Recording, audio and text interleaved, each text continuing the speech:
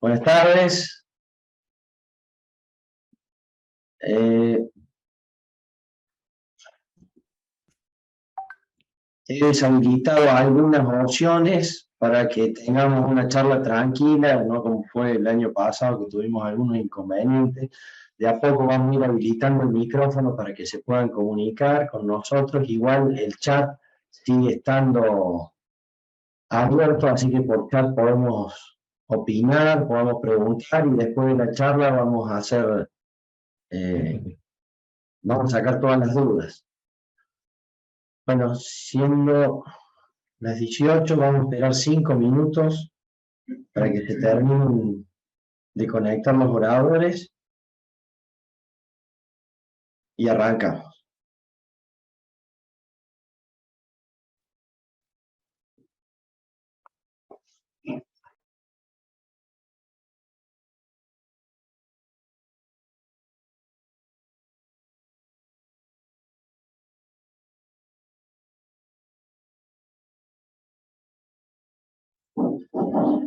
Bueno, buenas tardes, les agradezco a todos por conectarse, igual esto va a quedar grabado. Nos juntamos hoy de vuelta para darle continuidad a lo que hicimos, arrancamos ya el año pasado, que son jornadas de actualización en cirugía de vías biliares. Este año va a ser la 2022. La idea es actualizar temas de patologías frecuentes con la que nos encontramos tanto en el hospital nuestro como en los hospitales de Córdoba, en la cirugía habitual, en la cirugía diaria, y en esta epidemia que tenemos en los hospitales públicos, que es la patología biliar, tanto aguda como crónica. Y bueno, y para eso hoy invitamos a 3 profesionales que se dedican al área. Lo hacen con excelencia, lo hacen con un entrenamiento espectacular y la verdad que son muy buenos oradores, por eso los invitamos. El doctor Fernando Álvarez, que tengo aquí a mi lado, con quien tengo el gusto de trabajar también, el privilegio, y el doctor Vial, que justo estaba conmigo hace escasos 30 minutos, pero ha tenido un inconveniente familiar severo y no va a poder acompañarnos. De todas formas, vamos a ver después tener esa charla, porque la verdad que vale la pena. Invitamos también a la doctora, que es proctor a la doctora Baroni, que es proctor de PILAS, para una de las empresas de descartables de endoscopia, que bueno, es una de las novedades que nosotros nos gustaría interiorizarnos, para eso la citamos y compartir esta charla con todos ustedes. También citamos a 2 profesionales que se dedican ya desde hace muchos años a la vías biliares, a la cirugía biliar, que nos pueden aportar conocimiento de experiencia de forma muy generosa, como son el doctor Pablo Soncino y el doctor Enzo Giordano, que son grandes profesionales y personas. Así que bueno, vamos a dar inicio a esta jornada con la charla del doctor Fernando Álvarez. Muchas gracias por estar con nosotros, Fernando. ¿Dónde lo conectamos? Estamos virtual en el mismo lugar con Daniel acá. Voy a poner cómo hago, Dani, para... Encima este Windows, ¿viste? Tenemos que acostumbrarnos. Bueno, alguno puede dar el feedback si ve o no. Bueno, muchas gracias, Dani, por la invitación. La verdad que le venía reconociendo algo que me parece lo más destacado de la jornada, más allá de que ha sido excelente la edición previa y seguramente lo va a ser en el futuro también. Darle continuidad, ¿no?, a una iniciativa académica en los tiempos que corren es complejo, y hacer la segunda jornada siempre es más difícil, en mi opinión, que la primera, y bueno, y es un desafío futuro de continuarla. Así que muchas gracias, Dani. ¿Están viendo? No sé si se ve. Bueno, colecistectomía dificultosa. Nuestra taza de té, digamos, ¿no? Lo de todos los días de los cirujanos generales.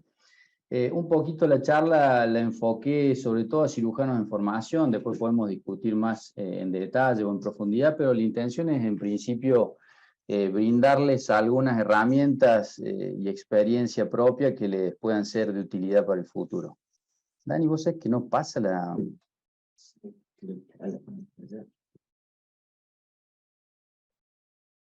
Bueno, cuando hablamos de colecistectomía dificultosa, básicamente estamos hablando de colecistitis, ¿no?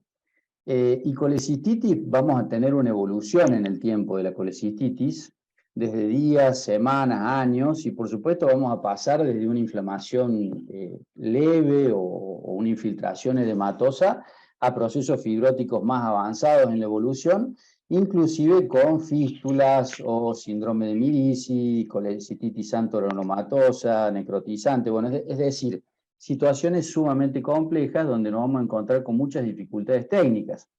Y por supuesto las dificultades técnicas van a ser mayores cuanto más nos alejemos en el tiempo. Fíjense lo que pasa cuando llevamos algunos días y dónde terminamos en la evolución. Y por supuesto, estas son las colecistitis que uno realmente no quiere operar, no se quiere encontrar. Y este es el primer mensaje. Si vamos al tiempo de colecistectomía, de 15 estudios prospectivos randomizados ya avalan la colecistectomía precoz dentro de los 7 días de inicio de los síntomas. Y eso es muy importante, porque uno piensa, bueno, o antes se tomaba todavía, muchos centros dicen, bueno, enfriamos y operamos en diferido. Ya sabemos que operar precozmente, comparado con operar diferido, pasadas 6 semanas, 8 semanas, vamos a tener menor morbimortalidad, menos lesiones quirúrgicas de vía biliar graves, menos estadía hospitalaria y, por supuesto, menos costos. Es decir, va a ser un boomerang ultra corto y vamos a terminar en un peor escenario. Ahora bien, decimos, che, bueno, ¿y cuándo cirugía en una colecistitis? Fíjense, casi siempre.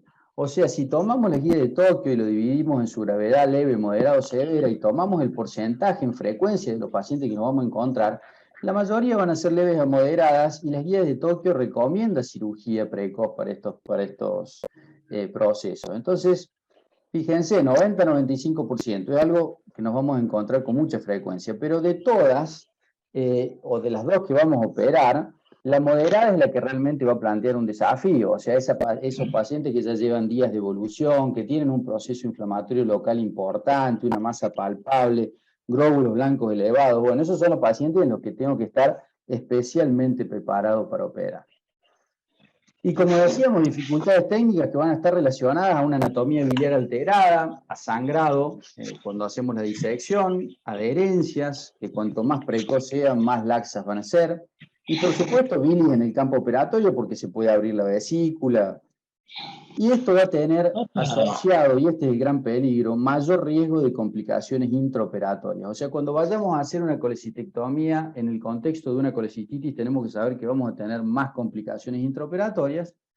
Y la lesión de vía biliar, por supuesto, es la más frecuente y la más grave, pero también tenemos lesiones que no son biliares y que también puede ser grave. Yo acá les voy a mostrar un video como para que vayamos poniéndonos en sintonía. Fíjense, lesiones intestinales, arrancamos por las no biliares. Hay adherencias de cirugías previas, procesos inflamatorios crónicos, y el cirujano controla las adherencias con la tijera con electrobisturí. No hay peor idea. Eso genera lesiones térmicas. Y acá una lesión por desgarro del duodeno cuando se está disecando. Lesión de la arteria hepática derecha, fíjense también, ¿no? Fíjense el sangrado ese activo en gran cantidad, y intentar controlarlo con electrobisturí, tampoco puedo encontrar una peor idea para controlar esa situación. Acá lesión de la vena suprahepática media en el lecho vesicular. Es común que muchas veces uno se empecine en sacar la vesícula en procesos inflamatorios crónicos y terminamos entrando al hígado, y muchas veces la vena suprahepática media que termina en esa zona puede pasar muy cerca del lecho y lesionarla. Y fíjense en ese caso que están viendo ahí, el típico latigazo, un proceso inflamatorio que yo con el hook, cuando estoy liberando el fondo, voy para arriba y lesiono el diafragma. Y estas son las lesiones de vía biliar. Fíjense, esa es una lesión del posterior derecho durante una colecistectomía. Y esta es una lesión de vía biliar principal. Y por suerte, como vieron ahí, hay una incisión chiquitita que eso fue para una colangiografía y ya lo vamos a repasar. Entonces, como decíamos, el principal riesgo, el escenario, evitar la lesión quirúrgica de vía biliar. Esto no me quiero extender, lo saben todos, básicamente una lesión de vía biliar para el paciente que le cambia la historia natural de su vida puede llegar a ser un calvario, desde reoperaciones inmediatas, tardías, resecciones hepáticas hasta el trasplante, y si tiene suerte no se va a morir de eso.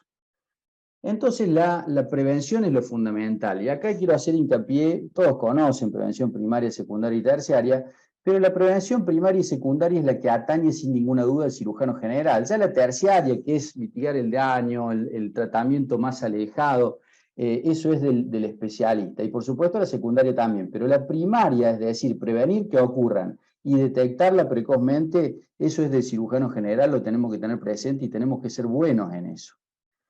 Y por supuesto tenemos que conocer la anatomía, ¿no? Eso es lo que nos va a permitir ofrecer una cirugía segura, evitar lesiones de vía biliar y vasculares, y dentro de ese conocimiento de la anatomía es importante que conozcamos variantes anatómicas que nos pueden poner en riesgo de hacer una lesión de vía biliar.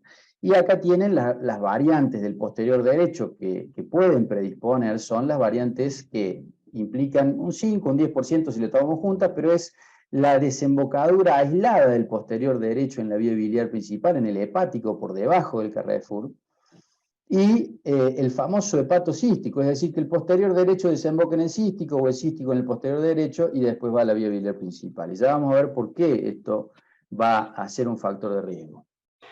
Pero ahora, ¿por qué ocurren las lesiones de vía biliar? Bueno, básicamente el cirujano confunde la vía biliar principal por el cístico, ¿no? Entonces, por un déficit o una mala tracción o una mala disección, fíjense, se lesiona la vía biliar principal, y si, como vamos a ver más adelante, no hago una colangiografía, ese es el clásico mecanismo de la resección de vía biliar, y conocer la anatomía es saber que la hepática derecha va a pasar más frecuentemente por atrás de la vía biliar principal, puede pasar por adelante, pero más frecuente por atrás, y ahí se da el mecanismo combinado de las lesiones vasculobiliares.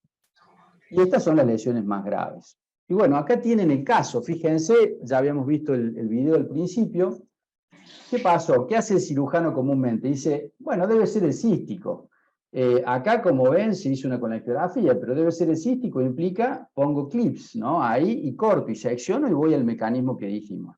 Pero yo no debo afirmar o preguntarme si debe ser el cístico. Me tengo que preguntar cómo sé que eso no es el colédoco. Y hay elementos muy importantes para poder certificar que lo que estoy viendo no es el colédoco.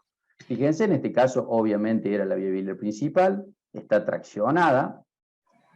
Y los dos elementos fundamentales que tenemos es, por un lado, la visión crítica de seguridad que describió Strasberg, y por otro lado, la colangiografía intraoperatoria. Vamos con la visión crítica, sumamente importante porque es un gesto netamente quirúrgico y hacia la buena técnica. Bueno, todos saben, tienen que partir dos estructuras del pedículo a la vesícula, el cístico, la arteria, en el triángulo de Boudet. Pero esto es lo más importante que le quiero recalcar. Tienen que, y esto es insoslayable, tiene que estar liberado el tercio inferior de la vesícula. Así yo sé que esta estructura, que yo supongo que es el cístico, no es el colédoco, porque el colédoco no se va a ir a la vesícula y va a volver a entrar acá en el lecho vesicular al hígado.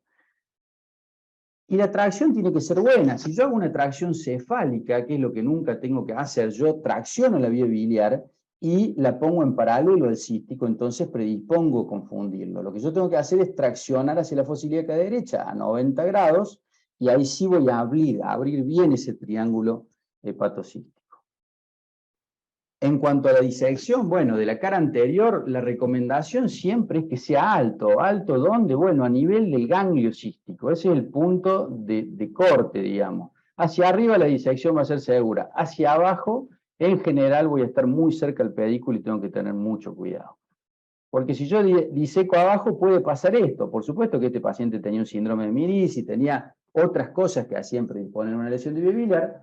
Pero si se fijan, el ganglio estaba por acá arriba y acá se disecó en el pedículo y se lesionó la vía biliar principal por el mecanismo que mencionamos antes. Y en cuanto a la cara posterior, el punto de seguridad está a nivel del surco de Rouvier, que es esto que ven acá, que es un reparo anatómico que me va a marcar la desembocadura del posterior derecho o el pedículo glisoneano posterior derecho o en su defecto por lo menos el pedículo de 6, y si yo voy hacia abajo en la disección voy a estar en el pedículo hepático, o si tengo una variante del posterior derecho que discurra por acá la voy a lesionar. El punto de seguridad está por encima. Fíjense si no, esta lesión del posterior derecho que ya les mostré antes por disecar muy abajo. Y acá lo vamos a ver en la práctica, vamos a verlo con un caso sencillo, una colecistitis leve. Fíjense, esto es un edema agudo, adherencias laxas. Se comienza la disección en la cara anterior. Y fíjense aquí la cara posterior, el surco de Rubier está ahí, a veces más o menos visible. Fíjense, ahí está el ganglio, la disección es por encima del ganglio. Ahí tienen el tercio inferior de la vesícula liberado. Ganglio para arriba y Rubier para arriba, nada por abajo. Esa es la disección y la visión crítica de seguridad que tendríamos que obtener. Y fíjense de vuelta, repasamos el caso que habíamos visto, o sea, ¿cómo sé que eso no era el colédoco? Bueno, de todo lo que les mencioné se hizo todo mal. Lograr la visión crítica de seguridad levantando el tercio inferior. Fíjense, el tercio inferior de la vesícula está ahí y nunca fue siquiera disecado. Fíjense dónde está el ganglio cístico, la disección, en vez de haber sido en sentido ascendente, fue hacia abajo, hacia el pedículo. Y si se ven acá, esto es el segmento 4. O sea, acá tienen el pedículo. No era muy difícil de darse cuenta. Y estar por arriba del surco de Rubier, fíjense, el surco de Rubier está ahí, la disección debería haber sido acá arriba, fue hecha en el pedículo hepático. Estos son aspectos técnicos de la cirugía que tenemos que tener en cuenta para hacer una cirugía segura. Y después la colangiografía intraoperatoria, que podremos discutir en mayor medida o menor medida si hacerla de rutina o no. Lo cierto que después de la escuela quirúrgica que ha dejado el doctor Mirici, lo más importante como legado ha sido la colangiografía intraoperatoria. Y acá quiero puntualizar en dos hechos puntuales, que es la utilidad en la prevención de lesiones quirúrgicas de vía biliar graves y el diagnóstico intraoperatorio. El resto podemos discutirlo, pero esto es lo que atañe a nuestra charla y a lo que nos convoca. Entonces, prevención de lesión de vía biliar. Acá les voy a mostrar prevención de lesiones leves, no la resección de la vía biliar principal, que es lo que uno, la verdad que no debería discutir mucho, pero fíjense, acá el clip, la cánula de colangiografía está puesta sobre el posterior derecho, o sea, ni siquiera el posterior, el derecho entero, fíjense, un hepatocístico, donde si acá no se hubiera puesto la cánula de colangiografía, se hubieran puesto clip y se hubiese resecado ese posterior derecho. Lo mismo en este caso, el hepatocístico acá. Y fíjense, este caso muy curioso, este paciente tenía una colecistostomía percutánea, esto es el control, ya se veía comprimido el hepático posterior derecho, fíjense que desemboca en forma aislada. Y en la cirugía cuando se tracciona, fíjense, se tracciona la vesícula, cómo se tracciona el posterior derecho, o sea, estaba pegado al lecho vesicular y eso es lo que ven ahí, y por eso se hizo una colecistectomía parcial a lo Pribram y ahí tienen el posterior derecho preservado. Si no se hubiese hecho la colangiografía, difícilmente ese conducto no hubiese sido lesionado. Y esto es lo que no tiene mucha discusión, digamos, la prevención de lesiones graves. La grave es la resección de vía biliar, y si acá, como dijimos, y como mostramos en el caso previo, no se hubiese hecho una pequeña incisión para la colangiografía, se hubiesen puesto clip y se hubiese resecado la vía biliar. Y acá, en contraposición, la colangiografía mostró que solo se pintaba la vía biliar distal, o sea, estábamos sobre la vía biliar principal. Y si eso no se hace, terminamos en esto que es la lesión de vía biliar grave. Fíjense la solución de continuidad que hay, el cabo distal con los clip, el cabo proximal abierto, y por ahí atrás pasa la hepática derecha, y se salvó en este caso de casualidad, pero se podría haber lesionado. Y en cuanto al diagnóstico intraoperatorio, bueno, esto es innegable, ¿no? La utilidad de la colangiografía en hacer el diagnóstico intraoperatorio, lo repasamos en un poco más de 12.000 colangiografías en el hospital italiano, y fíjense, la sensibilidad de prácticamente un 90% y 100% de sensibilidad, de especificidad. ¿Cuáles son las únicas lesiones que no va a detectar la colangiografía? Y aquellas térmicas, donde la lesión térmica no produce la perforación de inmediato, sino que produce una perforación tardía por caída de una escara o una estenosis tardía. Y realmente detectar una lesión en el intraoperatorio es trascendental, es lo que hablábamos de la prevención secundaria. Fíjense lo que pasa cuando una lesión pasa inadvertida. Múltiples reoperaciones, reinternaciones, inhabilitación laboral, riesgo de litigiosidad, costos económicos, sociales, biológicos para el paciente. Y cuando decimos biológico, Estamos hablando nada más y nada menos que de la supervivencia. Fíjense este estudio. Los pacientes que tienen una detección tardía tienen peor supervivencia que aquellos que son diagnosticados en el intraoperatorio, que tienen una supervivencia equivalente a aquellos que no tienen lesión de vía biliar. Y también si yo la detecto de manera tardía, vamos a condenar a esos pacientes a una peor calidad de vida. Entonces es trascendental, pero no ocurre mucho. Si uno ve muchas series publicadas, fíjense, no supera el 50% la tasa de detección intraoperatoria.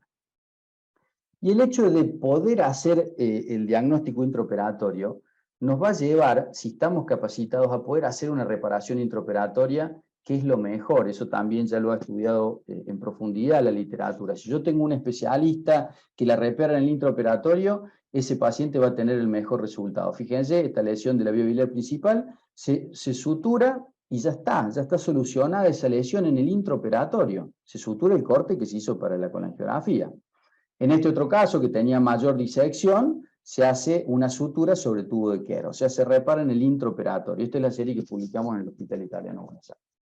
Y fíjense esta lesión de posterior derecho. Bueno, si fue una lesión fría, porque hicimos la colangiografía, se podrá suturar al igual que el colédoco con puntos separados de un hilo delicado, y si no, como en este caso una lesión térmica, que tuvimos que hacer una resección y un hepático yeyuno anastomosis. Este fue el diagrama que planteamos por aquel momento, 2013, de cómo manejar una lesión de vía biliar en el intraoperatorio, y planteábamos que las resecciones que implicaran un hepático yeyuno anastomosis debían ser realizadas por un cirujano especialista. Bueno, yo les diría que lo único que queda hoy para hacer por un cirujano general es, en una sección parcial no térmica, una sutura de puntitos separados y nada más. Ahora, si tengo que hacer una anastomosis término-terminal o tengo que hacer cualquier tipo de reconstrucción de derivación bilodigestiva, eso es para el cirujano especialista, porque ya está demostrado que si un cirujano, el primario u otro que llega, que no es especialista, repara una lesión de vía biliar intraoperatorio, probablemente lo haga mal y estamos condenando a dificultades para una reparación definitiva en el futuro. Entonces, si no estoy capacitado, lo mejor, o 0800 PECOL, un chascarrillo, o dejar drenajes y me voy, ¿sí? Pongo drenajes en la vía biliar o en el subhepático y me voy, y ese paciente no se va a morir de una fístula biliar dirigida, pero sí se puede morir de un coleperitoneo, de un biloma o de colangitis. Entonces pongo drenaje y me voy. Ahora, cuando operamos colecistitis también tenemos que estar capacitados para resolver y dar solución a una litiasis biliar concomitante. ¿Por qué? Porque es más frecuente cuando hay colecistitis, y podré resolverla si tengo las herramientas y el entrenamiento por vía translaparoscópica, pero de mínima tengo que tener por lo menos la disponibilidad de hacer CPRE si no sé hacer exploración de vía biliar. Y también tendré que manejar y saber tratar la litiasis biliar compleja, es decir, esa colecistitis más crónica que puede haber involucrado la evolución a un síndrome de Mirici o hacia fístulas biliodigestivas. Bueno, el síndrome de Mirici no voy a entrar en demasiado detalle, ustedes saben, es un cálculo que se impacta, que va horadando hacia la vía biliar principal hasta terminar en una fístula colecisto-coledociana. Tendré que sospecharlo cuando tenga un cálculo muy cerca del bacinete, con vía biliar dilatada intrahepática, y por supuesto ir preparado a la cirugía es trascendental. Y acá el riesgo es la lesión de vía biliar, porque justamente no tengo el triángulo de Calot para poder hacer la visión crítica. Entonces, primer mensaje: si yo empiezo una colecistectomía en una colecistitis y no puedo identificar el triángulo de Calot, está fusionado, bueno, sospechar que puede tener un Mirici. Si no reconozco la anatomía, y bueno, hacer una colangiografía transvesicular puede ser de mucha utilidad. Fíjense, en este caso era un Mirici tipo 4, se hizo la punción en lo que se pensaba que era la vesícula, y fíjense, terminamos en el Carrefour biliar. Y por supuesto acá hay cálculos, ya cloaca común, la vesícula con la vía biliar. Acá lo que hay que hacer es abrir el bacinete vesicular, desimpactar el cálculo, delimitar la anatomía, tratar la litiasis coledociana concomitante si está presente, y después, en base al diagnóstico lesional que tengamos, haremos la reparación biliar y poder hacer una sutura simple sobre la vía biliar en un Mirici tipo 1, en un Mirici tipo 2, dejaré el casquete de bacinete y lo cerraré sin ningún tipo de drenaje, o con una Petzer o con algún tipo de drenaje interno. Ahora los Mirici tipo 3 y tipo 4, eso son candidatos a un hepático yeyuno anastomosis. Acá les voy a mostrar dos casos para ejemplificar. Fíjense ese cálculo en la resonancia. Usted está comprimiendo la vía biliar y tengo dilatación de la vía biliar intrahepática. Por supuesto, un proceso crónico muy importante. Este paciente, además, después en la anatomía patológica tenía una colecistitis antogranulomatosa. Fíjense, al comienzo nomás de la disección, esos tejidos son muy débiles, se abre el bacinete espontáneamente, así que terminamos de abrirlo, desimpactamos ese gran cálculo. Por supuesto, la bilis siempre viene turbia porque hay colangitis asociada. Y acá fíjense la fístula que hay ya entre la vía biliar principal y el bacinete de la vesícula. Se libera ese casquete, en este caso de manera anterógrada resecamos lo que es el lecho vesicular, queda el casquete que ustedes pueden identificar ahí, y ahora, en este caso, no evacuaba bien la papila, así que para hacer el cierre sin dejar otro drenaje externo, decidimos dejar un drenaje interno transpapilar. Este video no sé por qué se colgó, ahí está. Entonces se pasa una cuerda de piano, ¿sí? Y por vía laparoscópica se introduce el mismo stem plástico que ponen los endoscopistas, pero en sentido inverso, y ese stem va a estar descomprimiendo este cierre del casquete para evitar fístulas biliares a ese nivel. Entonces ahí ustedes están viendo puntos separados de una sutura monofilamento, pero puede ser multifilamento, absorbible o no reabsorbible, lo que ustedes quieran. La cuestión es cerrar bien ese casquete vesicular. Y ahí está completado el cierre. Por supuesto, hay que dejar drenaje. Ahí tienen el cierre, un drenaje adyacente y está solucionado el problema. Y acá tienen otro caso, fíjense, está abierta ya la vesícula, el bacinete, se desimpactan los cálculos. Y en este caso, bueno, tenía la particularidad, como mencionamos, que este paciente sí tenía litiasis coledociana concomitante.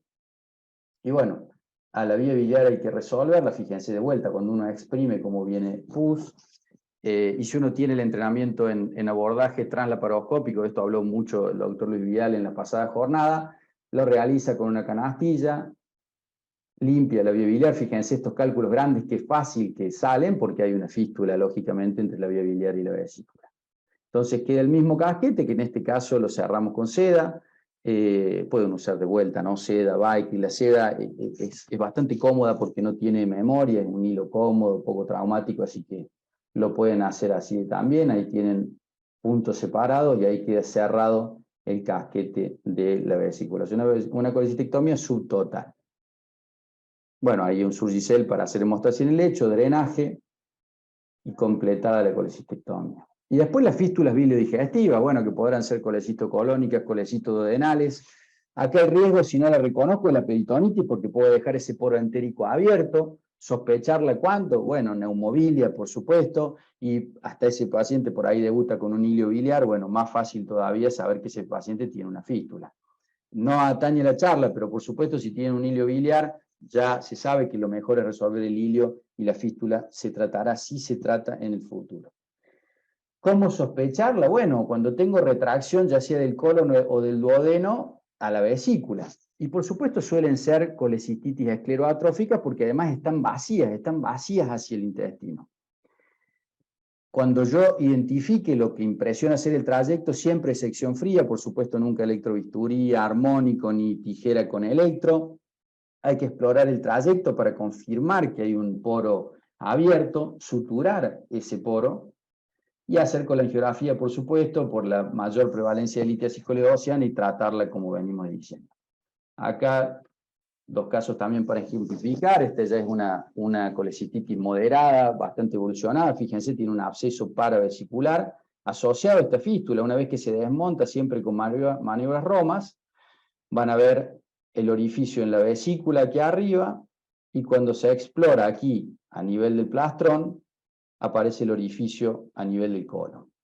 Y fíjense qué condición local para hacer un cierre. Bueno, se completa la colecistectomía y nos concentramos en el cierre con el tejido del cual disponemos, que como ven ahí no es el ideal. Se hizo un cierre en dos planos con hilo de seda, puntos separados, y felizmente ese cierre quedó bien, y al final van a ver que le hacemos una epiplolastia como para reforzar ese cierre. Ahí está el cierre ya concluido. Y ahí, sobre el mismo casquete, hacemos una epiplastia para favorecer la cicatrización local y evitar una fístula. Por supuesto, se deja un drenaje adyacente al cierre del colon y en el lecho de la colecistectomía. Y este es un caso, el siguiente, que operamos en el hospital italiano. Este video es cortesía de Martínez Santibáñez. Fíjense, tiene una fístula que se veía ya en tomografía entre la vesícula, ahí ven el trayecto, y el colon. Este paciente ya fuimos al quirófano sabiendo que además tenía litiasis coledociana. Ahí ven ustedes el colon retraído, pegado a la vesícula. Entonces, siempre que tenemos la sospecha, con tijera se hace la sección del trayecto fistuloso. Ahí ven bien clarita el poro en el colon. Y acá también se hizo un cierre con puntos separados de cera.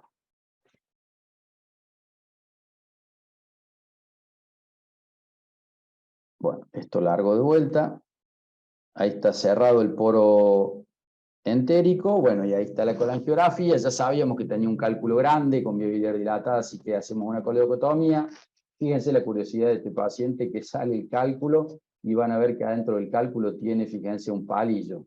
Y acá no sabemos qué es lo primero, si el huevo o la gallina, si el palillo se metió desde el colon o eso terminó pasando en sentido inverso. Y ahí tienen ustedes el cierre de la coledocotomía, en este caso puntos separados también de un hilo monofilamento, en general 5 a 6 ceros, de acuerdo a la característica de la pared de la vesícula. Por supuesto, un drenaje adyacente al cierre. Y ya para ir terminando, bueno, 10 consejos útiles cuando vamos a operar una colecistectomía laparoscópica dificultosa. Cuando arrancamos y tenemos la vesícula de tensión, por supuesto, punzarla. No demorar en ese gesto porque nos va a permitir poder traccionarla mejor con mayor comodidad. Tengo que usar buenas pinzas de prevención, ni siquiera se gasten con Graspera traumáticos porque los van a romper. Preparen la caja para operar colecistitis. Colangiografía, esto ya lo dijimos, por punción transvesicular, cuando no tengan clara la anatomía. Disección Roma, y bueno, desimpactar el cálculo del bacinete siempre que uno pueda. Eso ayuda a la apertura del triángulo de calor y poder hacer una buena visión crítica de seguridad. Apertura alta de la serosa en la cara anterior, como dijimos, a nivel del ganglio cístico. Y acá tienen un video, ya esta es una colecistitis moderada también. Fíjense las maniobras Romas. Puede ser con un aspirador plástico como este, que es muy versátil para este tipo de disecciones, o el metálico si no lo tienen, pero el concepto es maniobras Romas, no ensañarse con el electrobisturí, lograr una buena visión crítica de seguridad, y tienen la arteria, disecarla sobre la vesícula, no meterse cerca del pedículo. Y bueno, ahí tienen la liberación. Si tienen una sospecha, como dijimos, de fístula bilodigestiva, siempre sección fría del trayecto. Pueden usar una sutura mecánica si tienen disponible para seccionar el trayecto. Ante un caloto obliterado, siempre abrir el bacinete, desimpactar el cálculo. Acá tienen un paciente en el cual no podíamos desimpactar el cálculo. Fíjense cómo se dobla la cánula, ¿no? Entonces, rápidamente ahí, sin renegar mucho más, lo que hay que hacer es abrir el bacinete, desimpactar el cálculo. Eso le va a permitir delinear bien la anatomía. Esto no era un síndrome de Mirici, como van a ver, después se puede abrir el calot, delimitando bien la anatomía desde adentro de la vesícula. Hacemos la colangiografía, tiene el cístico claramente identificable, y ese paciente no tendría un síndrome de Mirici, pero sí lo que se llama el vanishing calot syndrome, o sea que desaparece, uno lo ve, no lo puede disecar fácilmente. Si lo ve a simple vista, piensa que tiene un Mirici. Ligadura con endoloop del cístico. Cuando tengan un cístico grueso, acá les puse un video también, lo recomendable es hacerle un nudo, o si tienen un endoloop pueden fabricarlo, hacerle una sutura intracorpórea, como quieran, pero un clip metálico tiene altas chances de no cerrar bien ese cístico y puede desplazarse o migrar en el postoperatorio y traernos problemas.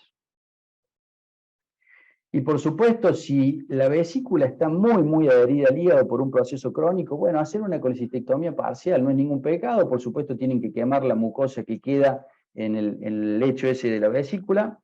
Y fíjense, esta tomografía, no se operaba de vesícula este paciente, me pareció una curiosidad para graficarlo. Fíjense la suprahepática media, cómo pasa exactamente adyacente a la vesícula, o sea, a milímetros del lecho vesicular. Entonces, si este paciente lo opero con colecistitis, es probable que la termine lesionando si me empecino en sacar toda la vesícula.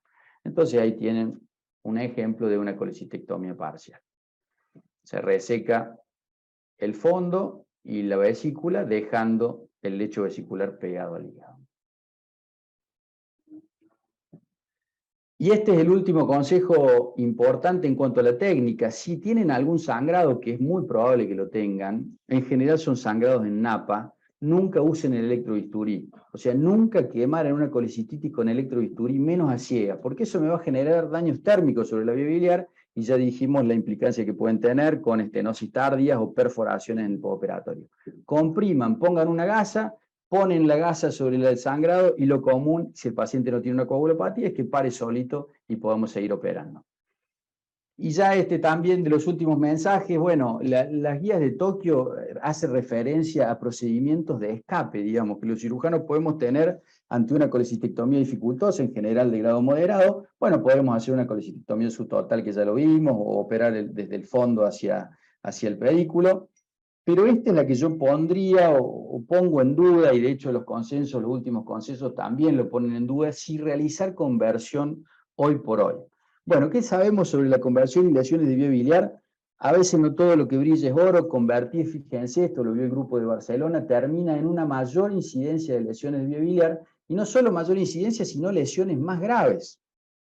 Y de hecho el último consenso intersocietario mundial sobre la prevención de las lesiones de vía biliar, el grupo de consenso no se pudo expedir porque la evidencia no es suficiente, y estamos todos con la misma duda. O sea, si yo les tengo que decir lo que pienso, ¿por qué no realizar una conversión hoy por hoy en los tiempos que corren? Bueno, porque la mayoría de los cirujanos ya estamos más acostumbrados a operar la vesícula por laparoscopía que por vía abierta, porque tenemos mejor iluminación, porque vemos como si tuviésemos lupas aunque no las tengamos. Fíjense, cuando vamos a convertir, ojo, porque si tenemos un paciente obeso y no tengo un buen retractor, puede ser un verdadero dolor de cabeza. Y yo no sé si todos los que están estudiando tienen lupas, los que están escuchando, pero si no las tienen, yo les recomiendo que se las compren, porque operar una cirugía abierta de estas características sin lupas puede ser realmente un dolor de cabeza. Mi maestro me dijo, no puedes tener un auto y no tener lupas, es algo esencial. Ver mejor nunca le va a hacer mal al cirujano. Y porque ven todos, a mí me gusta mostrar esta foto, fíjense, no es una cirugía hepatobiliar, pero creo que muchos de los que están escuchando, sobre todo residentes o cuando se formaron, se vieron identificados con esta persona acá que prácticamente no puede ver, está todo el mundo ahí mirando y hay que ver a mucha distancia. Y fíjense, una cirugía laparoscópica, esto es en Paul Boulogne, en Francia. Al señor que está mirando acá le falta la cerveza en la mano, tiene lentes para ver en 3D, está viendo en un monitor de 4K, y está de brazos cruzados. O sea, fíjense la diferencia. Acá ven todo cuando uno hace cirugía laparoscópica, y podemos tener más visiones que nos orienten en lo que estamos haciendo. Pero finalmente, porque no siempre es lo mejor sacar la vesícula al paciente. La colecistitis leve o moderada no lo va a matar, ¿sí? Muchas veces lo que tenemos que hacer es simplemente decir, le dejamos la vesícula puesta, la descomprimimos, que podrá ser con una PETSER o por vía percutánea, con una colecistostomía. Es decir, la seguridad del paciente primero, y la colecistectomía veremos en el futuro. Fíjense, esto es un video de una colecistostomía translaparoscópica que me cedió Jeremías Goransky. Ahí ven un proceso inflamatorio sumamente importante, hasta tiene intestino delgado pegado todo el proceso inflamatorio. Ahí no hay que meterse a disecar, se coloca una aguja en la vesícula, se pone una cuerda de piano y se pasa una guía, un drenaje multipropósito como el de una colecistostomía percutánea, el mismo. Entonces, este sí es el mensaje final para llevar a casa. Primero, no hacer daño, ¿no? Como dijimos, una colecistitis no lo va a matar al paciente, pero sí nosotros lo podemos condenar, como vimos, a un devenir futuro muy, muy traumático, o incluso la muerte, si actuamos de manera inapropiada y muchas veces de más. Entonces, ¿qué dicen las guías de Tokio? Bueno, si yo no tengo el entrenamiento suficiente o no tengo las herramientas para tratar una colecistitis, y entre eso yo les tengo que decir, si no tienen colangiografía intraoperatoria en su centro, ese paciente lo más probable es que lo mejor sea derivarlo a otro centro. O sea, hay que derivar el paciente a tiempo si yo no tengo el entrenamiento o los medios para hacerle la mejor cirugía a ese paciente. Muchas gracias.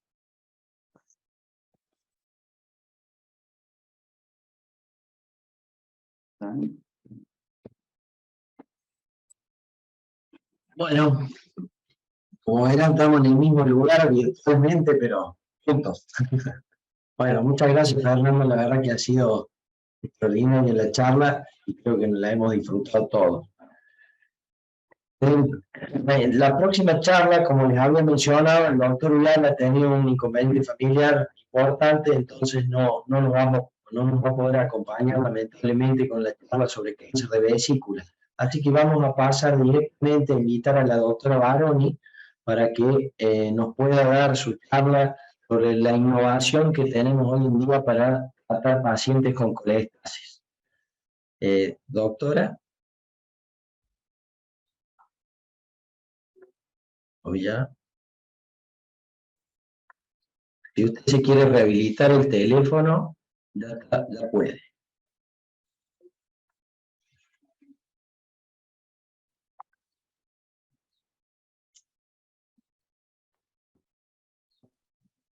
Dani, Sí. buenas tardes, ¿cómo están todos? Ahí el doctor Sonsini está levantando la mano, no sé si quiere... Perdón, no lo estoy viendo acá. Bueno, en todo caso, mientras la doctora Baroni se prepara, Acá estoy escuchamos yo, los comentarios pero de... Hola doctora, perdóname, ¿cómo le va? ¿cómo va? Acá estoy yo, lo que pasa es que dice que el anfitrión no me dejaba el audio, ahora sí el audio y ahora no el video. Capa. Mientras...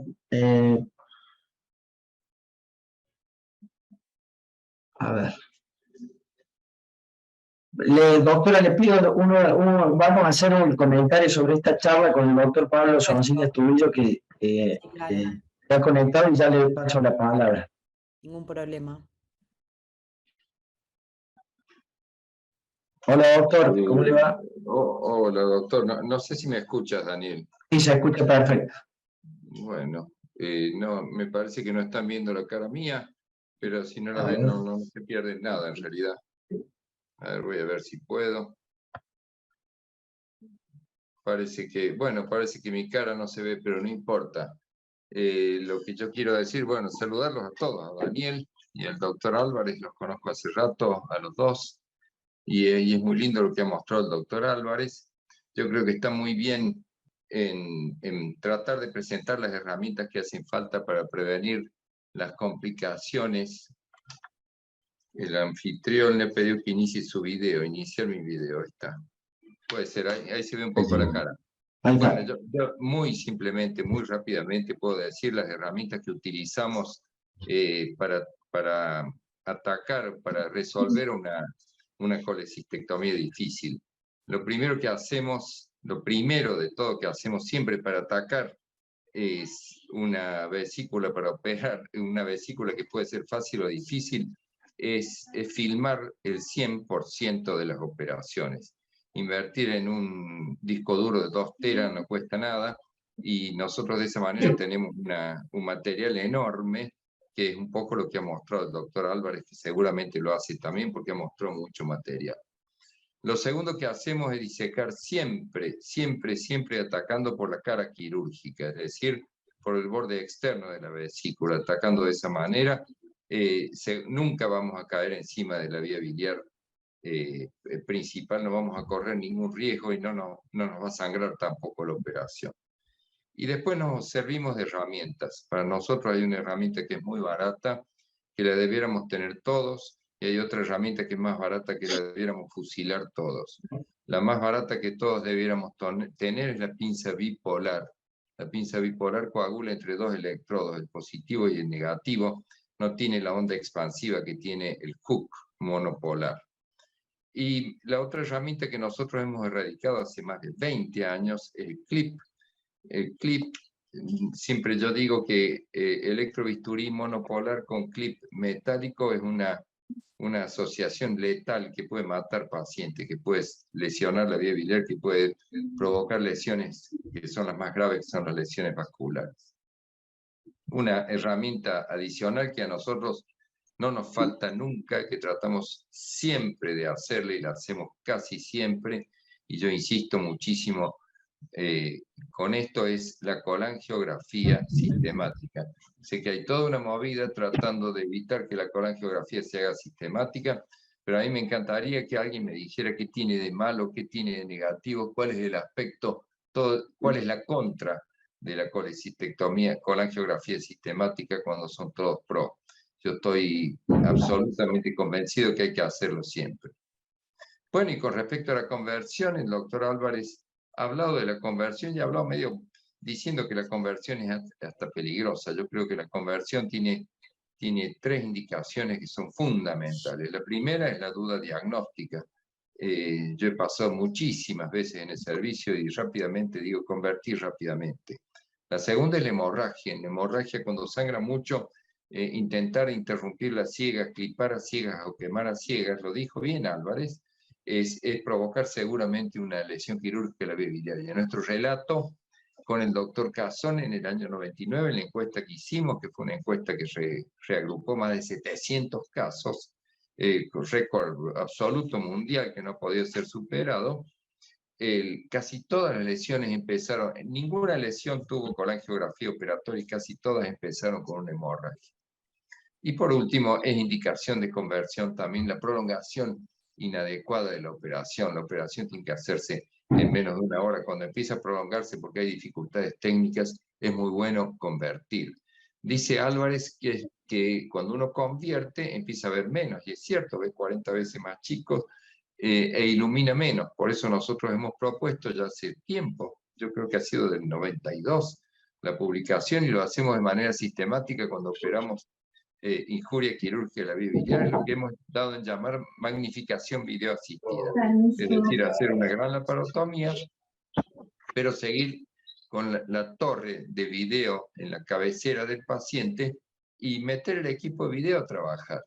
Y entonces el que no quiere operar con magnificación videoasistida, que convierta, que mire directamente. Nosotros miramos en la pantalla. Y bueno, hemos utilizado, como dijo Álvarez, como propuso, material de estructura mucho más fino. Él sabe que el PDS 8.0 no se ve con visión directa, yo por lo menos no lo veo bien, pero con magnificación videoasistida lo veo perfecta. Y si tengo que arreglar una injuria de vía biliar, en vez de meterle 4 puntos, le meto 12 puntos.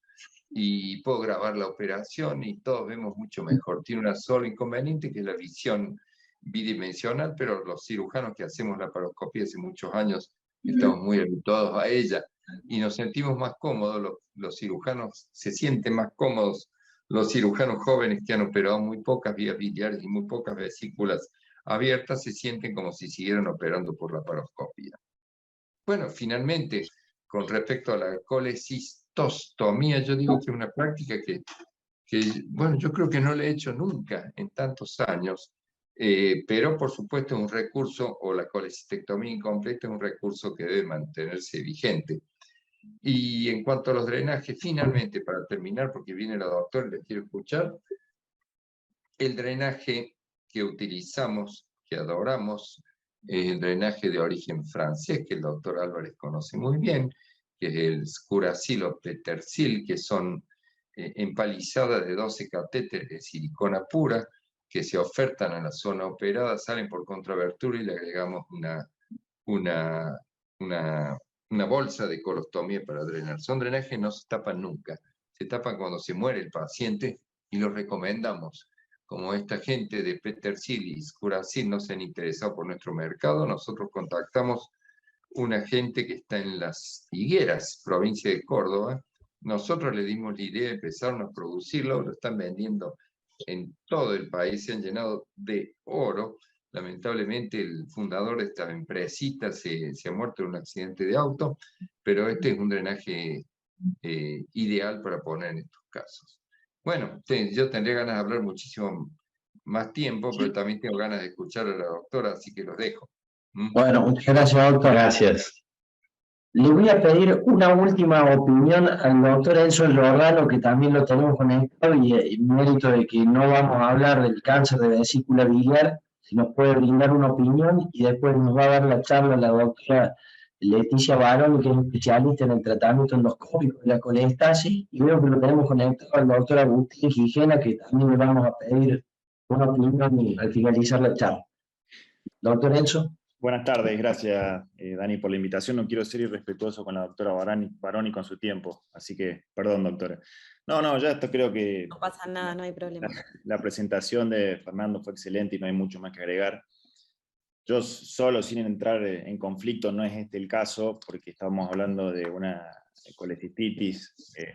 Nosotros en el 2017 presentamos un trabajo que analizamos algo más de 3.000 pacientes, 3.100 pacientes, muchos menos que los 11.000 que presentó Fer en el italiano. También análisis retrospectivos, y nosotros analizamos la colangio selectiva en pacientes en otro escenario, por supuesto, no es este, que fue la litiasis biliar no complicada. Y solamente mencionar que solamente hubo 2 lesiones de vía biliar en esos 3.000 y pico pacientes, 3.100 pacientes, que fueron Strasberg A, o sea, fueron pacientes que tuvieron fugas del conducto cístico. No es, a ver, con esto no quiero decir que estoy en contra de la colangiografía de rutina, pero me parece que en algunos casos la colangiografía selectiva tampoco es mala palabra. De hecho, hoy la bibliografía es muy dispar, y me parece que también es un recurso válido. Nada más, eso es todo. Gracias, gracias, Enzo. Doctora Leticia, todo suyo. ¿Cómo están? Muchas gracias por estar con nosotros. No, no hay problema. Espera que me está apareciendo 1000 cosas acá. Microsoft PowerPoint.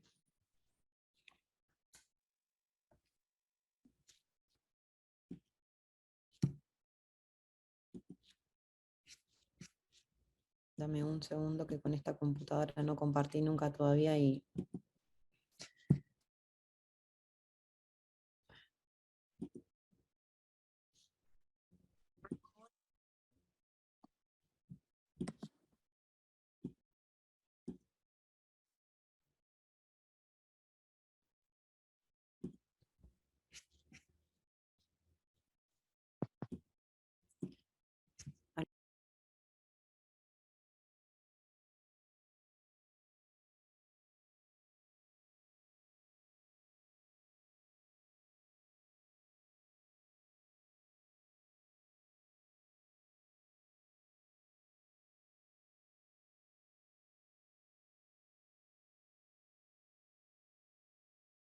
¿Alguien haya compartido con Mac? Porque no me deja compartir la pantalla.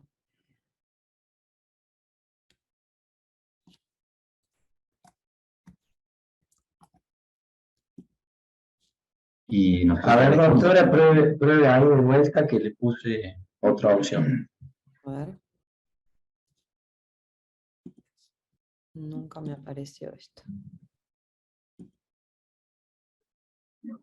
No, me aparece todo un cuadrado que nunca lo vi en mi vida, que dice DShock, pizarra, iPhone, iPad, iPhone. Por ahí cuando pone compartir pantalla y me le aparecen como varios cuadraditos de qué pantalla Sí, hay que compartir, pero, elija el PowerPoint ahí.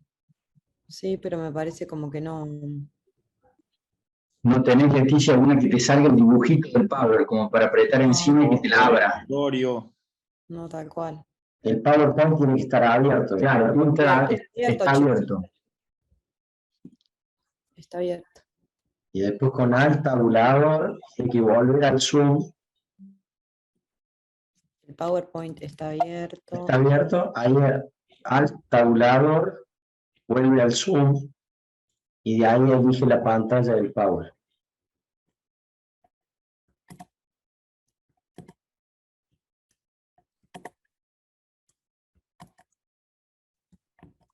No te lo puedo creer.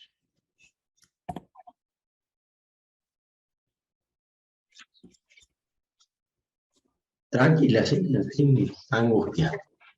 Lo que se puede hacer, si no, es enviar la clase. Si quiere, me la envía y yo la comparto desde mi computadora. Porque no la tengo en una carpeta única, porque la tuve, yo estoy en Caracas, estoy rotando acá, vine a trabajar acá esta semana, entonces tuve que armar toda la charla de una porque me la olvidé.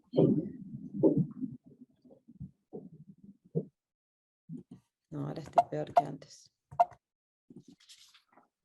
Para que me desconecto.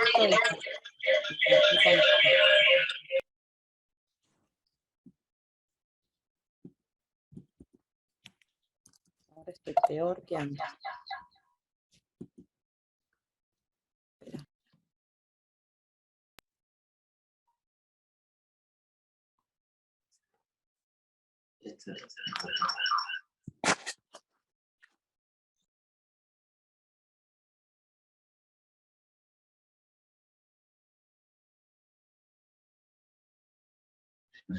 Bueno, sigamos discutiendo, ¿les parece? ¿Va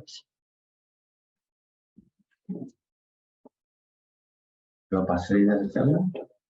¿No? ¿Va a pasar ya la charla? Doctora Leticia, ¿en qué situación estamos? Y voy a tener que desconectarme y reconectarme. Claro, bueno, pues perfecto. Mientras vamos a seguir conversando los tensos, lo tenemos muy atento. Dale, dale. Sigamos, Bueno. sigamos discutiendo el tema de la conversión.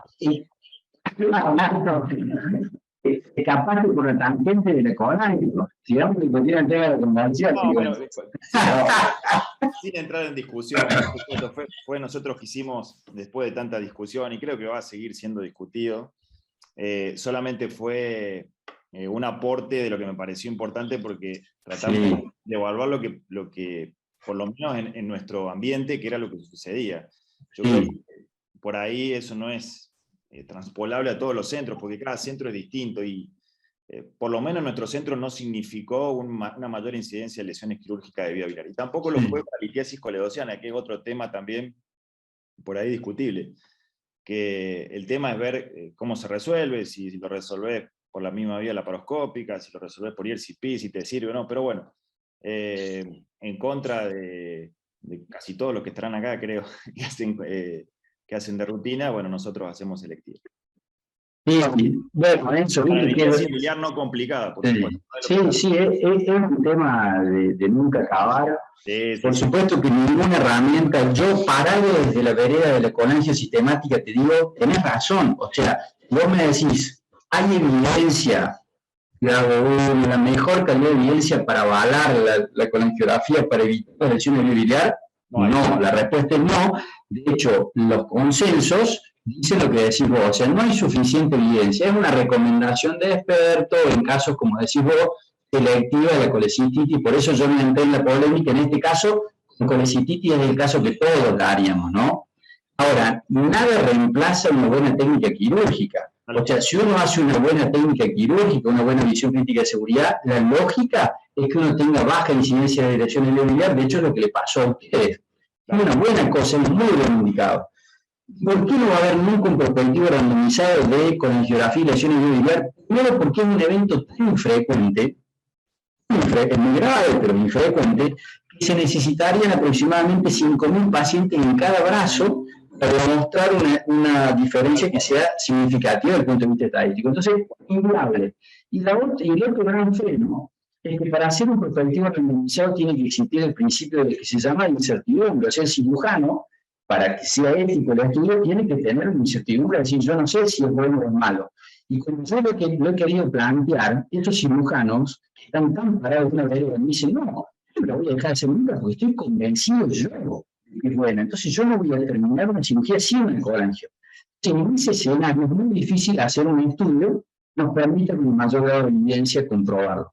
Ahora, yo les puedo decir, estudios retrospectivos, sí hay muchos, por ejemplo, de series que realizaron era pre-colangiografía sistemática y, pre-colangiografía sistemática, dije bien, y post-colangiografía sistemática. O sea, cómo se cambiaron los resultados de un centro cuando se pasó desde la selectividad a hacerlo sistemático. Y esos que mostraron menor incidencia de lesiones biliar. Yo se lo puedo decir de experiencia propia, porque no tengo pudor en decirlo. Yo me mudé a un centro que no hacía colangiografía sistemática, sino que la hacía de manera selectiva. Yo creo que la incidencia no era demasiado elevada, pero más o menos una lesión al año había. Y creo que algunos de los que acá lo vivió en carne propia. Había una lesión aproximadamente al año. Desde que implementamos la colangiografía sistemática, bajamos de 0 en 5 años. Y bien al 0, porque hubo una lesión biliar. La pasamos sistemática todos menos un cirujano del servicio. La única lesión de vía biliar que tuvimos en 5 años la hizo el cirujano que no hacía colangio sistemática. Cuesta, ¿no? Esto no quiere decir que sea la panacea, que hay que hacer la sistemática sí o sí, sino que uno cuando la prueba en la práctica, yo creo que mejora los resultados, porque hace una cirugía más segura, sobre todo en hospitales de escuela donde tenemos cirujanos de formación, Y la otra cuestión es cuando uno no lo hace sistemático, y creo que el doctor Sonsini va a acordar, una cosa es hacer colegio sistemático y haber visto mucha colegio sistemática y saber interpretarla, y otra cosa es hacer una cada tanto, interpretarla. Y eso también está comprobado, que la interpretación es peor cuando un cirujano no la hace, o sea, no la hace seguido y no la reconoce seguido. Bueno, es para charlar muchísimo. Yo estaba viendo a ver si ocupábamos el tiempo. Perdón. Y me parece que la doctora Leticia ya tiene la espada afilada. La doctora Leticia se quiere matar. Doctora, ¿no puede enviar la clase? ¿No la tiene grabada?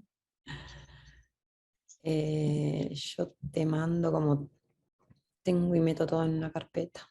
Bueno, dale. Seguimos discutiendo acá, Leticia, si vos querés, seguimos discutiendo. Podemos seguir con tu No, tesis con me da negocio. una bronca, ¿no sabés?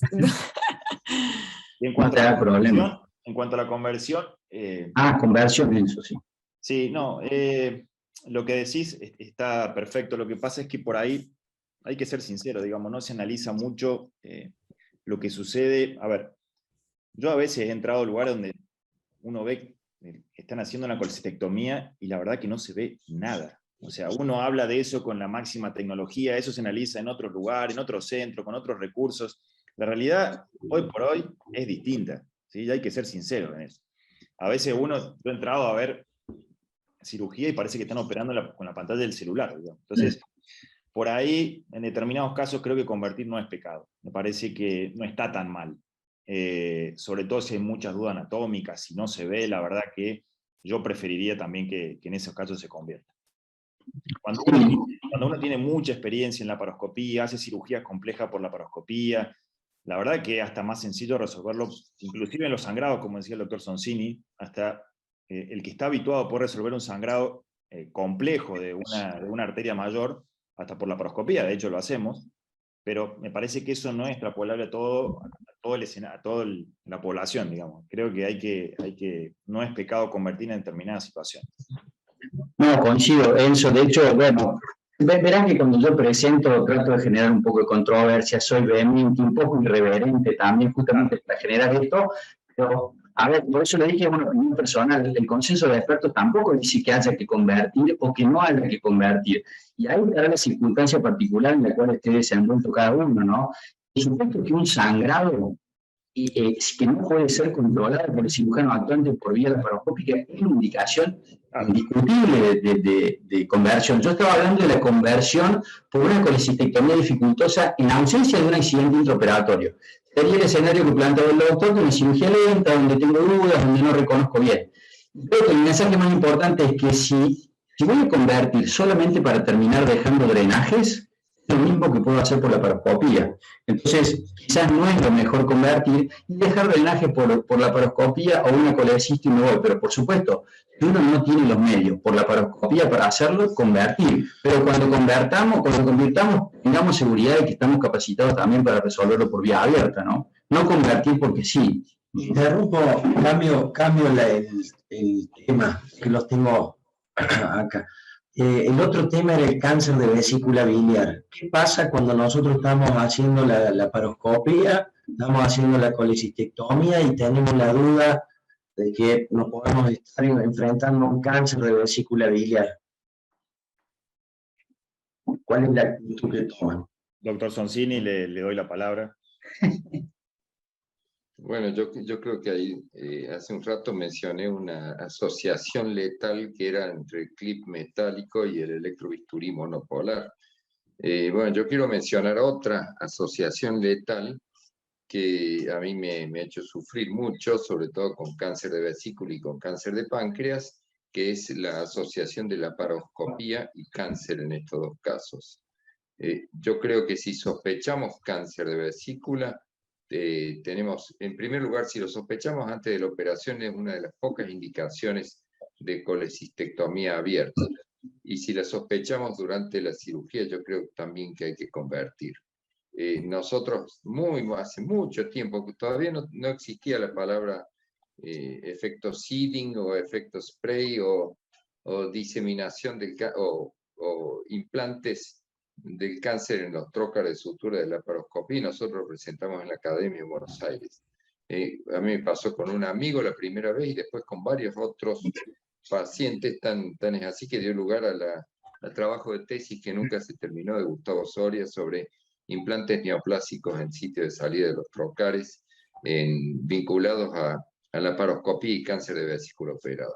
En síntesis, si sospechamos un cáncer antes de la operación, operar abierto, uno de los pocos casos. A veces perdemos enfermos porque les proponemos la cirugía abierta. Segundo, si sospechamos un cáncer al laparoscopizar, convirtamos y transformemos en laparotomía porque está demostrado este efecto spray o efecto seeding o efecto siembra, y cuando un cáncer de vesícula se implanta en el sitio de salida de un trocar, la enfermedad ya está diseminada, ya es demasiado tarde. Es lo que pensamos. Otro capítulo a discutir lo discutimos con Lenduar cuando vino acá a Córdoba, a la Asociación de Cirugía de Córdoba, a hablar de cáncer de vesícula, es qué hacer cuando 5 días después de la operación viene el patólogo, te llama y dice, operaste un cáncer de vesícula. ¿Qué hacer con los enfermos? En eso todavía no hay consenso. Hubo consenso y se ha dado marcha atrás con todo eso. Consenso sería bueno saber qué dice Enzo Giordano, que tiene mucha experiencia en cirugía de hígado y que ha trabajado en esto también, y qué dice Álvarez, que es otro cirujano con mucha experiencia en cirugía hepática y en cirugía de cáncer de vesícula. Si quieren lo dejamos para lo último, me parece que no pudo conectarse, así que si quieren lo dejamos para el final. Y antes que explote la computadora, chicos, por favor, se los pido. Lo dejamos para el final, que es súper interesante todo esto, así lo discutimos un ratito y le damos lugar a la doctora si están de acuerdo. Sí, vamos a escuchar a la otra. Bueno, chicos, un gusto para todos. Para los que no me conocen, yo soy Leticia Baroni, soy gastroenteróloga endoscopista. Vivo en Bahía Blanca, donde trabajo. Me dio Daniel para disertar del manejo endoscópico del paciente con síndrome coliociano, lo cual creo que podemos estar muchísimo tiempo hablando dependiendo de las patologías. Y me pareció por ahí ahora abordar más una parte, y en todo caso si en algún momento ustedes quisieran, vamos a otra parte como para fraccionarlo en dos, porque si no es algo interminable. ¿Sí? Si están de acuerdo, cualquier cosa me avisan y yo no tendría problema. Y ahora no pasa. Ahí está.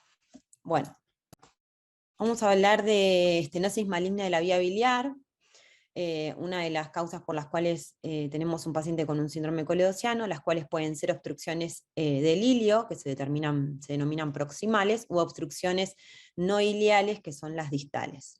En cuanto a las obstrucciones del ilio, tenemos tumores primarios de la vía biliar, como es a la cabeza el colangiocarcinoma, el Claskin, tumores que alcanzan el ilio por extensión directa, como el tumor de vesícula que hablaban recién, y el hepatocarcinoma, o tumores metastásicos, ya sea hepáticos o por adenopatías.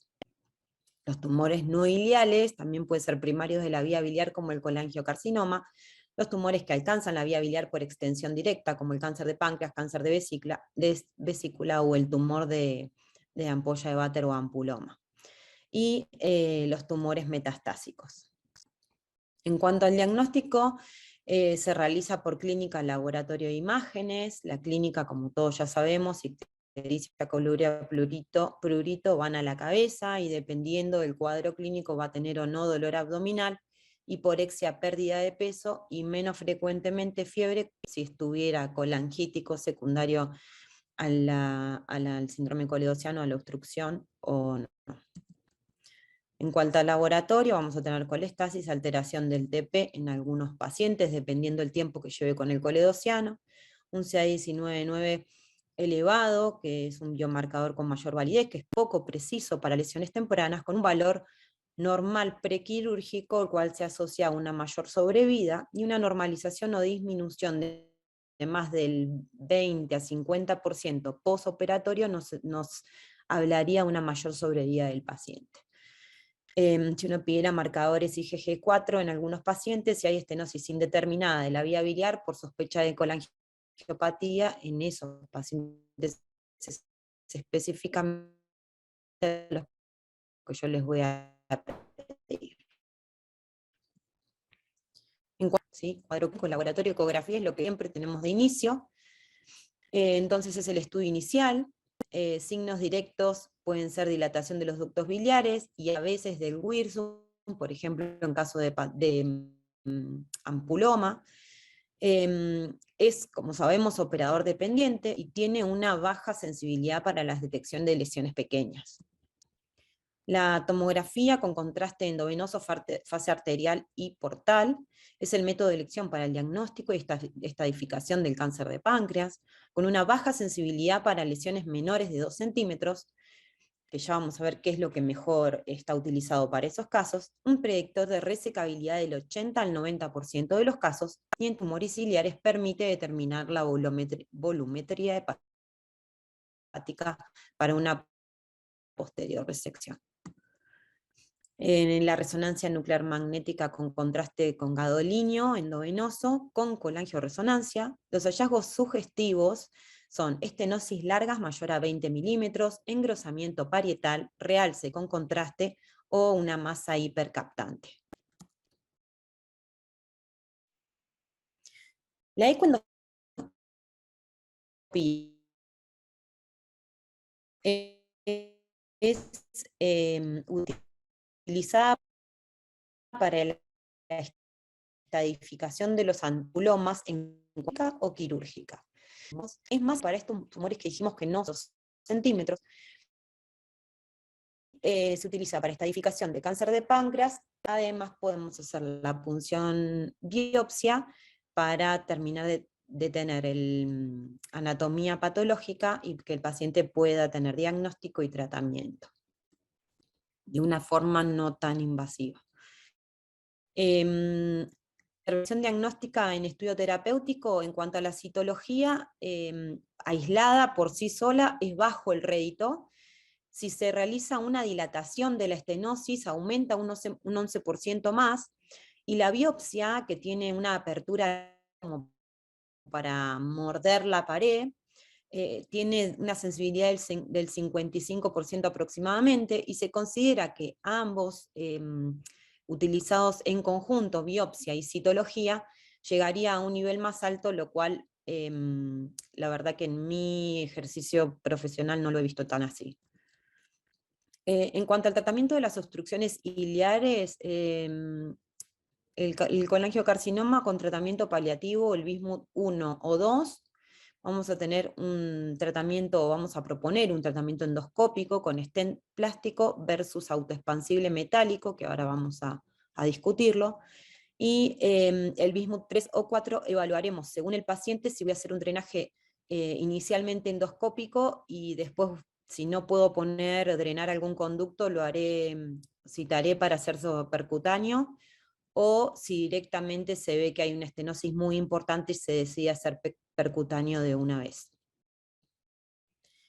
Si uno evalúa el uso de stent plásticos versus los stent metálicos autoexpansibles, vamos a ver en el costo general, si bien un stent plástico es muchísimo más económico que un stent autoexpansible y uno lo tiene más a mano, sí, cuando diagnostica a un paciente y no está totalmente estudiado, puede colocar un stent plástico, pero inmediatamente tiene que empezar a solicitar el autoexpansible, debido a que la duración del mismo es mucho mayor, llegando a veces hasta 1 año sin obstruirse, pudiendo hacer tratamientos completos o llegar a una cirugía con una vía biliar drenada sin posibilidad de infecciones o complicaciones por la maniobrabilidad, la anestesia repetida por utilizar stent plásticos.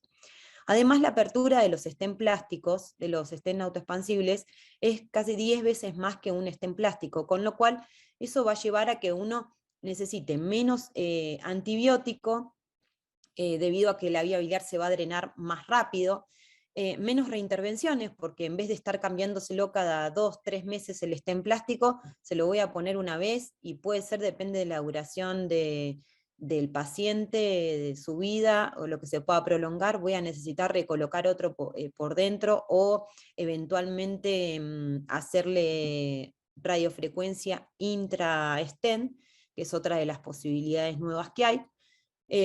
Pero la verdad es que si uno piensa en el valor de un estén autoexpansible versus un estén plástico y todos los gastos que genera el manejo de un paciente con un estén plástico, realmente al final el autoexpansible es mucho mejor para el paciente, es más efectivo y costo efectivo también es mejor. Lo que quisiera que escuchen esta descripción del doctor Guidi, que en cuanto hablaban recién de la clasificación de Strasberg en las lesiones quirúrgicas, son dos palabritas que me gustaría que escuchen. La clasificación de injurias biliares de Strasberg es muy utilizada, aunque no universalmente aceptada. Las injurias tipo A son las fugas biliares, principalmente del cístico o de los ductos hepáticos menores del lecho vesicular, denominados canalículos de Luschka. En este tipo de lesiones vamos a colocar un pulgar para arriba para la realización de su manejo endoscópico. Las lesiones tipo B y C, que son la oclusión o la transección del ducto hepático derecho aberrante, son exclusivamente de manejo quirúrgico. Las tipo D, que son el daño lateral del ducto biliar común, en estos casos, si la lesión no compromete más del 50% de la circunferencia ductal, son lesiones factibles de manejo endoscópico. Y por último, las tipo E, que corresponden a la clasificación de Bismuth. La endoscopía tiene un rol protagónico en las tipo E1 y E2 y un rol controversial donde se disputa el terreno con el drenaje percutáneo en las tipo E3, E4 y E5. Bueno, la verdad que me parecía que no me gustaba ponérselos con el audio porque realmente está muy claro descrito, ¿no? Principalmente para el manejo entre endoscopistas y cirujano. Como lo nuevo para la visualización de estas lesiones y conductas es la colangioscopía. La colangioscopía que se hace hoy en Argentina es por medio de Spyglass, que es un endoscopio descartable de Boston. Spyglass significa catalejo, y es que cuando uno de la capacidad de mirar algo que era muy lejano en forma cercana. Y eso es lo que vemos nosotros por Spyglass. El colangioscopio es un endoscopio descartable muy fino que pasa por adentro del duodeno, entonces se haría igual que una CEPRE, una colangiografía retrógrada endoscópica, pudiendo entrar el material descartable, el colangioscopio, por dentro del conducto y realizando una visualización directa.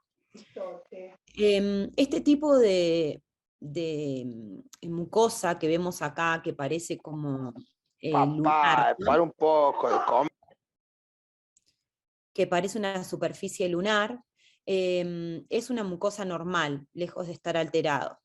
Pero la superficie de la vía biliar puede ser muy variable y ser normal y tener diferentes tipos de mucosa, ya sea como arriba a la izquierda, que es bien lunar, a la derecha un poquito más suave, y casi llegando a algo perlado, liso, como es abajo a la derecha, donde dice el patrón vascular normal.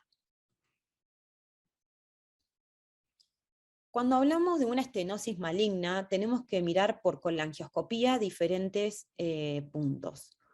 Uno es la estenosis de la luz, ¿sí? En el punto de arriba, aquí, nosotros vemos la luz estenosada, ¿sí? El diámetro que viene es este de la pared, y de golpe aparece la estenosis, con lagos sanguinolentos, con una alteración de la mucosa superficial y revascularización, que se ve acá, estos vasos de neoformación nos hablan de que esto es una estenosis maligna. A veces tienen lesiones vellosas asociadas, ¿sí? Y todo mucosa exofítica, tejido que se va desarmando, que uno va tirando agua y parece flotar, ¿sí? Como si fueran pseudopolipoidos. Esa es la descripción de lo que se llama el FELN, que son las descripciones por colangioscopía de lesiones malignas estenosantes. Entonces, Si volvemos a describir, esto es el FELN de lo que yo les decía, que es estenosis, friabilidad, esta elongación de la mucosa, vasos de neoformación, lagos vasculares. Esas son todas las descripciones que se ven perfectamente en estas imágenes.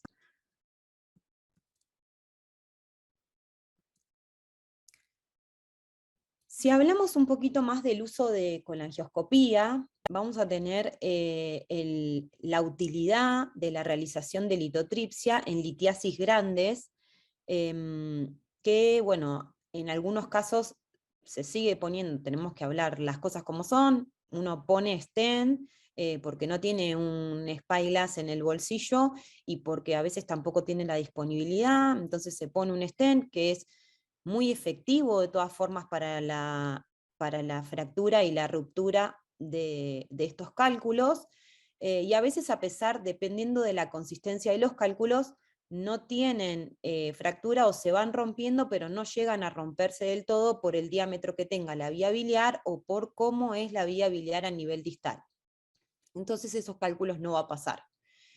En esos casos entra el rol de cirugía, de que le hacen coledocotomía y extracción del lito, y bueno, eso es lo que debería reemplazar la colangioscopía, que ahora un poquito más adelante les voy a mostrar un caso que realicé yo en mi hospital, pudiendo realizar una litotripsia directa por colangioscopía, visión directa del cálculo, y tenemos dos tipos de litotripsia para realizar. Una es la láser, que es con el equipo de urología, y la otra es la electrohidráulica, que es con una fuente especial que viene para este tipo de realización. Lo que quiere mostrar el dibujito es la técnica en realidad, que la fibra, dependiendo si es litotripsia con láser o si es litotripsia con electrohidráulica, a qué distancia debe estar del cálculo la sonda. Una es por apoyo, ¿sí? Y otra es toca, toma una distancia y ahí rompe. El caso clínico que yo realicé es una paciente de 70 años que consultaba por dolor abdominal, solamente con una bilirrubina de 2 y transaminasas normales, pero repetía el dolor y náuseas, y entonces su médico decidió hacerle una ecografía que informaba un cálculo, pero no estaba bien descripta, entonces le pidió una resonancia y esa era la imagen. Todo un saco coledociano que podría o no corresponder a un coledococele, con un gran lito en su interior, y barro en la parte inferior, que es esto. El primer problema que tuvimos de canulación fue que la paciente tenía una papila yuxtadiverticular, este es el divertículo duodenal, una papila yuxtadiverticular que deformaba toda la salida, con lo cual también pensamos que eso puede ser lo que haya mantenido tan dilatada la vía biliar.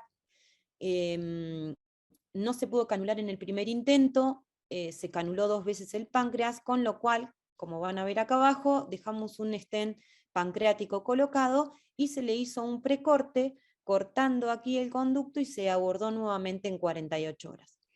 Cuando a las 48 horas se aborda, se ingresa con el colangioscopio y podemos ver el cálculo bajo visión directa, que es el lito que está acá arriba, que en este momento estaba impactado, ya que no podíamos pasar guía ni ningún material para arriba, ¿sí? Cuando, previo a esto, intentamos ingresar el colangioscopio, no podía, se me trababa aquí a la entrada, a pesar de haber hecho una apertura prudente, porque en realidad tenemos que tener cuidado para las aperturas de litotripsia con spyglass, debido a que no, tenemos que lograr que haga saco y que no esté la papila muy abierta para que junte líquido y el calor no dañe la pared del colédoco. Entonces vamos a hacer una apertura lo suficientemente grande para que pase el colangioscopio y después, una vez que uno rompió el cálculo todo, puede bajar, terminar de hacer la apertura, dilatar con un balón la papilotomía, hacer una esfinteroplastia, no hay ningún problema. Pero previamente hay que tratar de abrir solamente el diámetro del colangioscopio para que no haya problemas. Hicimos la apertura para que pase el colangioscopio, pero el colangioscopio no pasaba, entonces decido ingresar la punta del colangioscopio para mirar un poquito ahí abajo a ver qué era lo que sucedía, y la paciente tenía una estenosis fibrótica. Esto es la entrada del colédoco, esto es colédoco, este es el reflejo que hace de las luces del colangioscopio, y tenemos todo un anillo fibrótico que no permitía que el colangioscopio pase, ¿sí? Que es este. Entonces, a pesar de que no es lo que uno desea hacer, tuvimos que realizar una dilatación con balón de la papila porque no pasaba el colangioscopio. Esto que ven acá abajo es el stent pancreático que está colocado, y de esta forma pudimos acceder al cálculo, a la vía biliar, y llegar al cálculo. De esta forma, entramos con el colangioscopio, que es el azul que ven acá, y realizamos toda la litotripsia. Esta es la rutura, ¿sí? Vamos tirando agua para que se enfríe el ambiente, y vamos lavando, y se va rompiendo el cálculo. Acá se ve la punta del láser, toca, se separa un poquito y dispara. Finalmente, vamos a ver que se hizo el cálculo era muy duro, era un cálculo bastante pigmentario en el centro, si bien por afuera no se veía de un color pigmentario, que son los negros, sí por dentro lo era y no permitía el paso. Entonces, con canastilla de litotripsia guiada pudimos pasar por arriba porque se nos acabó el láser de tanto, la fibra electrohidráulica, de tanto tratar de romperla, la fraccionamos bastante, no podíamos terminar de romperla con eso, asociamos una litotripsia mecánica para terminar de romperlo, y dejamos, que no es obligatorio, un stent plástico puesto a la vía biliar, para favorecer el drenaje, debido a que estuvimos 1 hora trabajando y manipulando y poniendo agua en la vía. Entonces yo siempre en esos casos prefiero asegurarme de que no haga ningún edema. Sabemos que tenía una estenosis ahí abajo, entonces prefiero dejarle un stent por un tiempo, 2 meses, y ahí entro y le saco el stent. El pancreático está colocado sin fijación interior, para que si es expulsado espontáneamente por la paciente, lo único que estábamos haciendo era una protección por si la paciente hacía pancreatitis. Así que, en realidad, en conclusión, es que como nueva técnica tenemos la colangioscopía para el caso de visión, delitos difíciles mayores de 2 centímetros, o delitos que no son mayores de 2 centímetros, pero que sí, por una dificultad anatómica, no pueden ser extraídos por vías convencionales, estenosis benignas, dudas de estenosis malignas, dudas de estenosis benignas y su causante, que uno no le queda en conclusión qué es. Entonces todo lo que es estenosis indeterminada, tenemos la posibilidad de visualización, de toma de biopsias directas bajo visión directa con colangioscopía. La cantidad de biopsias que se deben tomar por colangioscopía para los pacientes con sospecha de tumor es de 8 biopsias.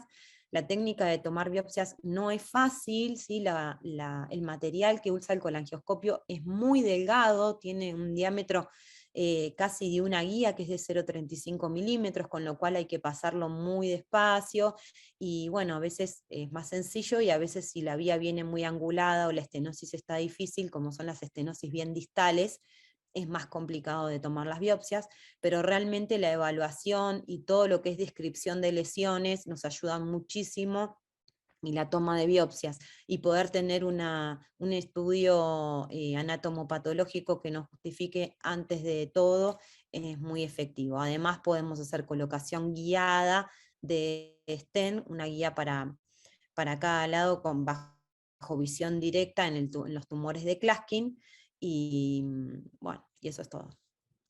Gracias. Muchas gracias, doctora. Una consulta. ¿Ha hecho cepillados de la vía biliar para diagnosticar malignidad y cómo le ha ido? Los cepillados tienen muy bajo rédito. Hay que hacer, cada pasada de cepillo tiene que ser 8 pasadas en cada vez, para que sea redituable a un 40% el cepillado. ¿Sí? O sea, vos cepillás, tenés que cepillar 8 veces, darle 8 pasadas al conducto, y con eso tendrías un 40% de probabilidades de tener una anatomía patológica positiva. Si se asocia a dilatación previa del cepillado, realización de dilatación previa, aumentaría un 11%. Y si se asocia a toma de biopsias con cepillado, llegaría a un 80%, 90% aproximadamente. Bien, gracias. ¿Puede dejar de compartir, doctora? Así ya queda a la vista. Le voy a pedir la opinión al doctor Agustín Gijena, que lo vi conectado. ¿Estás conectado, Agustín?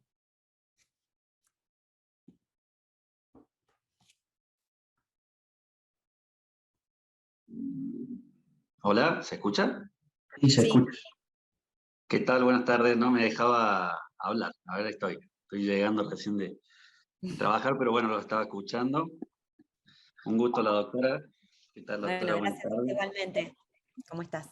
Bueno, muy bueno el caso. La verdad que es súper desafiante. Estos casos de coledocolitiasis grandes son Sí. difíciles para todos, tanto para los endoscopistas, la laparoscopistas, para todos.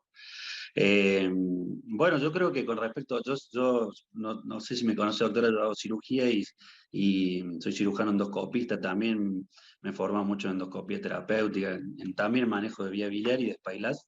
Hemos hecho casos de Spailas y bueno, son casos desafiantes, siempre los casos de Spailas son casos donde ya son casos de IRCP difíciles ya, en donde la IRCP tradicional, por así decirlo, ha fracasado o va a requerir de muchos intentos, y el manejo del Spyglass ya implica todo un manejo especial de IRCP. Uno tiene que estar muy capacitado en el manejo del IRCP para también manejar el Spyglass con todo lo que implica el Spyglass, la intensidad de la onda de litotripsia, el instrumental que uno va a usar por dentro del Spyglass, la sonda, hasta cuándo uno puede disparar la sonda, hasta cuándo uno puede forzar el límite inclusive de esa sonda, y bueno, hasta cuándo saber frenar también. Eso también es importante porque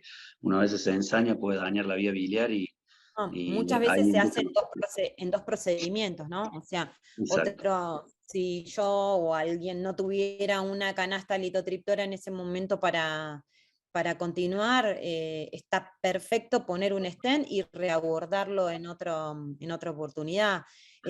Todas las cosas que yo he puesto ahí de litotripsia y eso, me las brindó el doctor Reisman, y él siempre me dice, Leti, a veces llevan 2 procedimientos y se hacen 2 procedimientos. Lo importante es que el paciente esté bien. El resto no pasa nada. Nadie va a ser ni más ni menos persona por hacerlo en 1 o en 2 procedimientos. Lo importante es que el paciente esté bien y que se pueda resolver. Exacto. A veces lo que nos limita un poquito en Argentina es la cuestión económica en cuanto al material y las autorizaciones de la obra social, pero es cierto que toda la bibliografía, el doctor Reimann es uno de los precursores del uso del Spyglass, es cierto que habla de hacerlo en varias sesiones. Bueno, yo creo que como comentario así del punto de vista endoscópico, la felicito, doctora, por el caso y por todo lo que ha mostrado, y contarle a todos los cirujanos que la endoscopía ha evolucionado mucho en cuanto a técnicas, el manejo de la coledocolitiasis, ya no es tan limitada como era hace unos años atrás, y hoy tenemos hasta el uso del Spyglass, que es lo que mostró la doctora.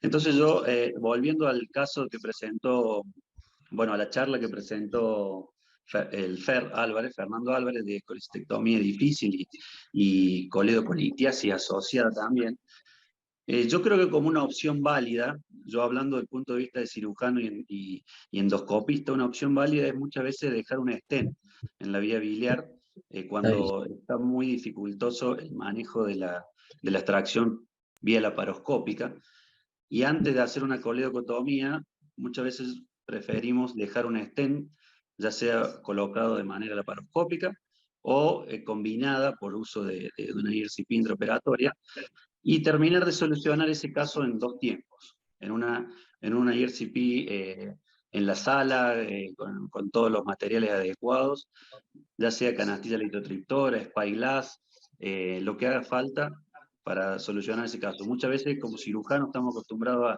a resolver todo el caso en la misma cirugía, diciendo que ya en un solo tiempo deberíamos resolverlo, pero eso si tiene que implicar abrir la vía biliar y con una posibilidad de estenosis a futuro, y más si la vía biliar no está dilatada, creo que una opción es válida es poner un stent, terminar la colecistectomía dificultosa y darle al endoscopista la posibilidad que trabaje tranquilo después y pueda solucionar esa coledocolitiasis ya con el gran abanico de recursos que hay hoy en día, ¿no?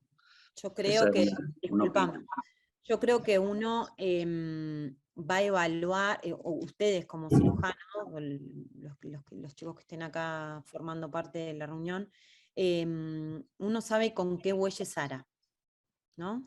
Vos sabés, yo creo que un cirujano siempre tiene un endoscopista de confianza en el bolsillo.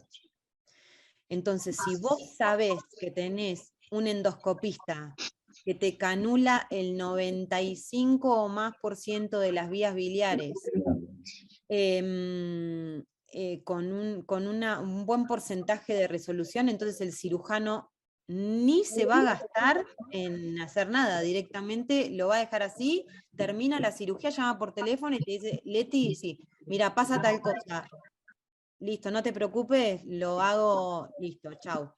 ¿Entendés? No se hace intraoperatorio, pero eso depende en qué situación estés y con qué endoscopistas trabajes. Eso es lo más importante, me parece que siempre el cirujano tiene que tener un endoscopista elegido por uno que diga, como uno trabaja con un cirujano o con un grupo de cirujanos que vos decís, ellos yo sé que cuento con ellos que me van a poder solucionar o que lo solucionan en la mayoría de los casos. Y eso es una de las cosas más importantes y que va a definir la conducta del cirujano. Si no tiene endoscopista o tiene un grupo de endoscopistas que no le responden a sus necesidades, tratará de resolverlo solo. Exactamente. Es cierto. Bueno, creo por eso. Muy bueno, bien. vamos a contestar, no sé si está, acá estoy viendo que hay un comentario del doctor Agustín Cuevas, no sé si está presente todavía en la charla. Agustín, me parece que no. Y hay un comentario del doctor Martín Ábalos, en el caso de sospecha de cáncer intraoperatorio, sería oportuno terminar la cirugía ahí, estadificarlo primero, obtener el consentimiento de la paciente debido a que es una cirugía con mayor morbilidad y luego operar de forma convencional en un segundo tiempo, pregunta. ¿Qué opinión tenés? Extenso, si no puedo... A ver, el cáncer incidental de vesícula existe, muy raro, una colecistectomía electiva sin una colecistitis sobreimpuesta, pero es cierto que cuando hay colecistitis eso aumenta exponencialmente y es muy difícil a veces en el intraoperatorio hacer la distinción si estamos o no frente a un cáncer de vesícula. Si hay un proceso inflamatorio tal, sobre todo en un paciente que lo opero sin dolor, y yo tengo la posibilidad de hacer una biopsia intraoperatoria, a ver, ¿cuándo se puede hacer la biopsia intraoperatoria? Cuando yo tengo un tumor que invade el hígado. En ese caso, yo puedo hacer una biopsia translaparoscópica a través del hígado sano, biopsiarlo y tener una congelación intraoperatoria que me diga si ese paciente tiene un cáncer de vesícula en el momento. Si un paciente tiene un cáncer de vesícula y yo lo estoy operando supuestamente por una colecistitis, esto es una recomendación personal, me ha pasado y lo he hecho de esa manera, y es una opinión personal, más allá de que coincido, es parar la cirugía.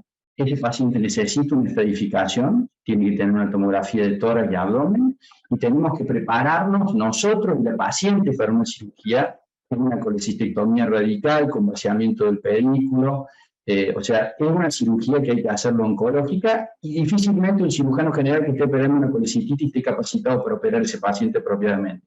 Después podremos discutir si la laparoscopía sí o no en la cirugía definitiva. El doctor Sonsini lo ha mencionado, pero yo considero que es mejor parar. Y si no puedo hacer una biopsia translaparoscópica, también parar.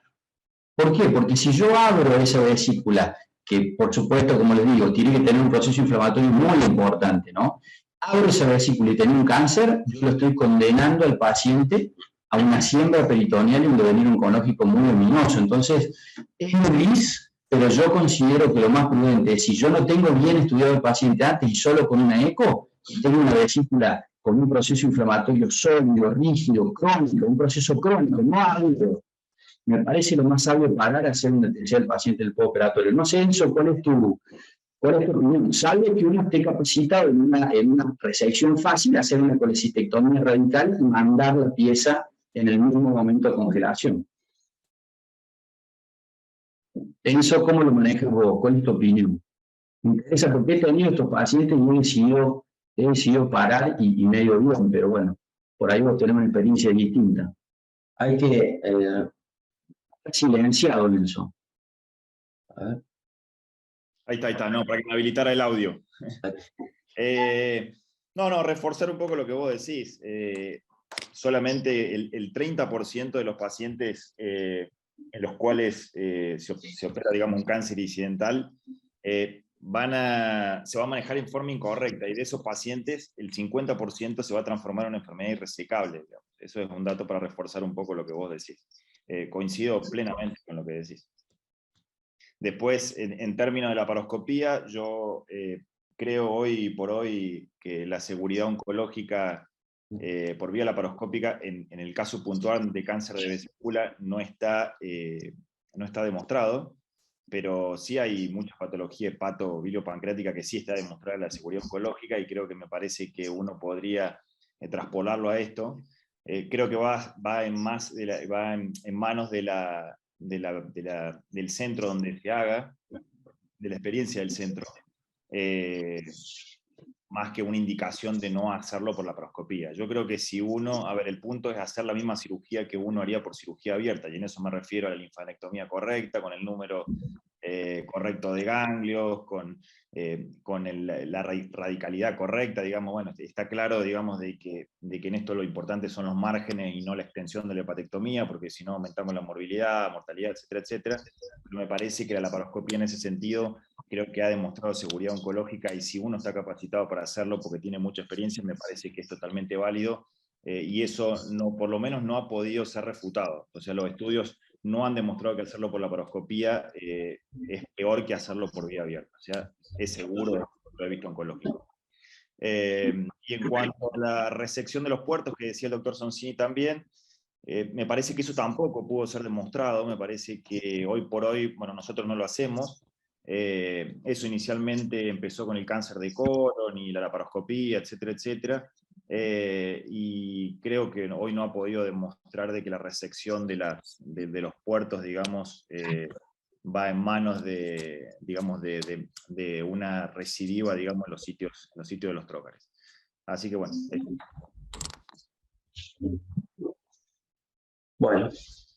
Bueno, muy bien.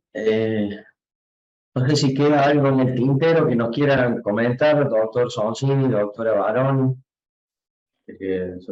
Bueno, dos palabras yo quería decir. Lo que yo propongo, si sospecho un cáncer de vesícula, es hacerlo de manera abierta.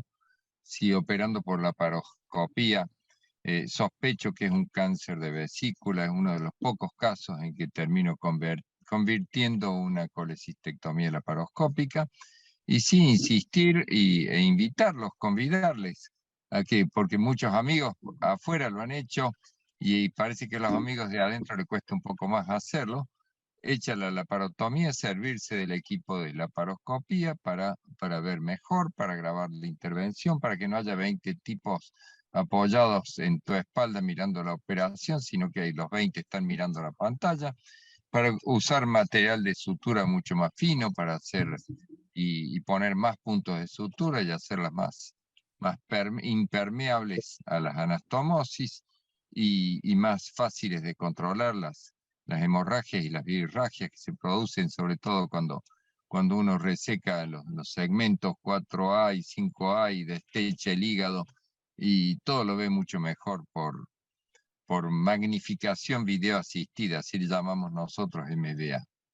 Y con respecto a la charla de la doctora, que me ha encantado, también la invito a la doctora que venga al Congreso de Cirugía de Córdoba, porque el primer día del Congreso hay un simposium sobre vías biliares y se llevan 2 casos de servicio nuestro del Hospital de Clínicas. Lo presentan 2 mujeres residentes, en 2 casos donde tuvo mucho que ver el radiólogo, y son una suerte de llamada de atención diciéndole al radiólogo y a todos, no se olviden del cirujano, porque la radiología intervencionista ha hecho unos progresos maravillosos, pero la radiología intervencionista, cuando se empecina, aumenta los costos y aumenta la morbilidad. Es decir, el cirujano siempre que tiene que estar presente. Nosotros en donde yo trabajamos con el doctor Lorenzo, que es endoscopista, y con el doctor Luchino, que es radiólogo, y estos casos los discutimos entre los 3, y por supuesto por ahí nos peleamos, pero el paciente no sale con la solución que le propone la puerta por el que entró, porque entra por las 3 puertas y entre todos discutimos y acordamos qué vamos a hacer con estos pacientes. En estos pacientes son vitales el radiólogo, el endoscopista, y sigue siendo muy importante el cirujano. Me ha encantado todo lo que ha oído, yo los felicito a los 2 expositores hasta acá y les agradezco lo que han hecho, y me da mucho gusto verlo a Enzo Giordano de vuelta y a Fernando Álvarez también de vuelta. Gracias, Doc. Gracias a usted por los aportes. Bueno, damos por terminada la jornada. Les agradezco mucho a Fernando Acaminado, al doctor Sonsini, a la doctora Leticia Baroni, muy clara su posición, muchas gracias, y al doctor Enzo, que nos bancó hasta el final para opinar en todo. Gracias a todos por participar. Bueno, gracias a ustedes por la invitación. Un beso. Nos vemos el año que viene. Hasta luego. Chao a todos. Gracias, Dani. Chau, chau. Chao a todos.